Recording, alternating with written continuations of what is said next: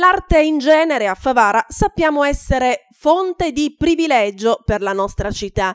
Numerose sono le persone che nelle diverse forme d'arte esprimono il proprio sapere e la propria professionalità.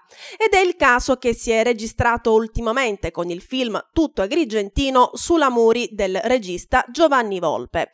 Oggi al Cinemezzano di Porto Empedocle è l'ultimo giorno nel quale si può vedere il film che esalta la bellezza selvaggia e autentica del territorio. 2 le proiezioni alle ore 18 e alle ore 20:30. Come detto, Favara in questo cast è stata presente con una decina di persone tra attori, comparse, costumisti e truccatrici. È proprio per orgoglio di favaresi che vogliamo dirvi chi ha contribuito alla realizzazione di questo film.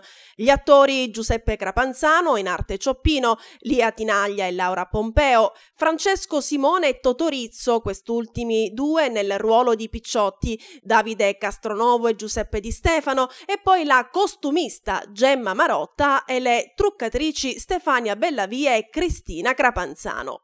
Insomma, un bel gruppetto che ha collaborato attivamente insieme ad altri alla buona riuscita del film, quindi a loro va un bel bravi.